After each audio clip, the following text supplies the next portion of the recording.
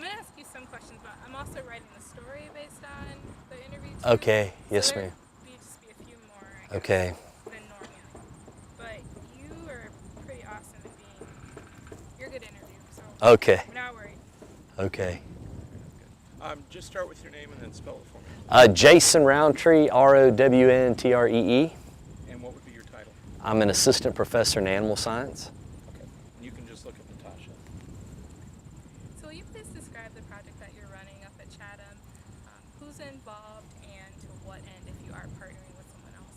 Okay. We have taken on what I would call a systems-based project at the Upper Peninsula Research and Extension Center. And with that comes many challenges. Our goal is to interface the plants, the soil, the animals, and the profitability all into one. Typically in research settings, we tend to want to research our given discipline. Alternatively, a systems approach tends to try to embrace all the variability that comes in to research. So what we would like to do then would be able to study more aptly the impact of livestock back into our cropping systems with the primary goal of increasing soil health and biodiversity while not compromising profitability. Sure. So then why do you think people should be invested in the research, specifically people in the UP? How will they benefit from it, and how do you think it'll be applied to regions that are similar to the Upper Peninsula? One large aspect of our approach at Chatham is to increase producers' triple bottom line, the first of which would be their profitability. Hopefully by showing how we can engage livestock back into our cropping systems, potentially farmers therefore can lower the amount of nitrogen and other inputs that they may face. Secondly, by embracing biodiversity through the utilization of cover crops combined with livestock grazing, we also hope to see improvements in terms of overall soil health.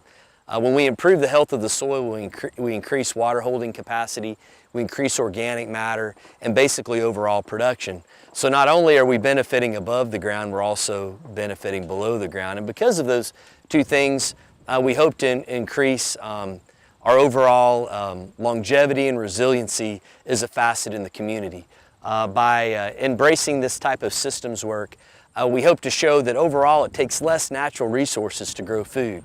That particularly impacts a community based on the amount of water that is used to grow food combined with soil runoff and things of those nature. So if we can indeed try to model some of these systems and show our producers that indeed we can grow food, healthful, nutrient-dense food with lower input costs and increase the overall health of our ecosystem, it's a win-win-win for everybody involved. So in terms of physical location, why is it important to try and explore this system, this type of model in the UP? As far as the challenges and potential benefits of the Upper Peninsula, we know that overall there tends to be a lot of discussion about the lowly utilized land in the Upper Peninsula.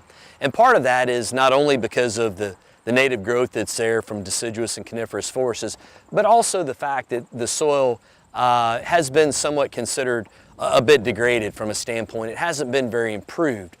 And so one thing that we hope to do then is to be able to work on methodologies where younger and older producers alike can come in and potentially learn principles that can help to improve those low areas, and Chatham provides a great benefit for that. Not only is it fairly undeveloped, but it also is a parallel what's more challenging to grow food. We all know it's a bit colder there. In fact, I believe the Upper Peninsula, where the center is, has over 200 inches of snow. And so I think the beauty of what we're doing then is that we can take our cropping and our livestock and some of those systems work, and we can also parallel it with some of the hoop structures and the food incubators and things like that to be able to develop a more resilient food system in an area that has a shorter growing season. And that could be applicable, I think, along the parallel into the Dakotas and elsewhere.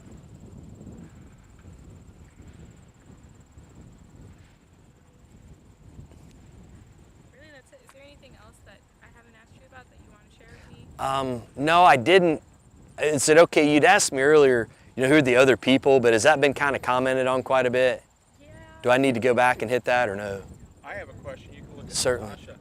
Talk about how it is to interdisciplinary work, because you've got animals, you've got vegetables, you've got minerals, and you have a social scientist, right? Correct. And Matt Raven. Yeah. So talk about all these different disciplines working together in an area that can benefit people. I think the future of research is going to be, or one future of research is looking at more systems approaches. The reason most people have not done this is because it's a challenge to work together as a team. The team that we have assembled has a forage agronomist, we have folks that are working in horticulture, we have social scientists, we have myself as an animal scientist, along with others that are involved, and therefore it's always a challenge to have everybody together all the time working on a given goal. And so we have been able to work really well together so far in terms of building this team, because it's going to take a team to solve our state's challenges long term in the future. And I think if we regress back into our disciplines and into our silos, I don't know if those approaches long term are going to be the ones that help solve the future challenges we have in food production. Therefore, having this systems approach and being able to work together and open each of us up to others' backgrounds and understandings and attitudes towards food production, by and large, is going to benefit, I think, the whole of our population. One other quick question, and this will be the last one.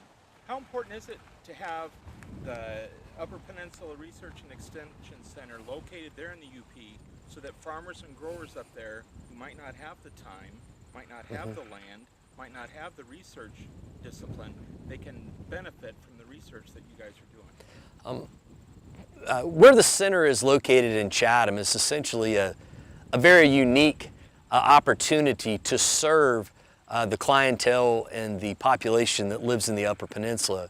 It's the oldest research center we have. It's been a crown jewel for many years. And because of that, it just gives a wonderful opportunity to serve others pertaining to some of the challenges we have with food security. And it gives us a very great opportunity to work hand in hand with local people.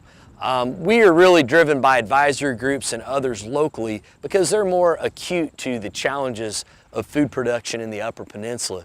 Therefore, it makes for a great relationship with the faculty that are not only here on campus, but those that are centered there to work together to solve challenges in the Upper Peninsula.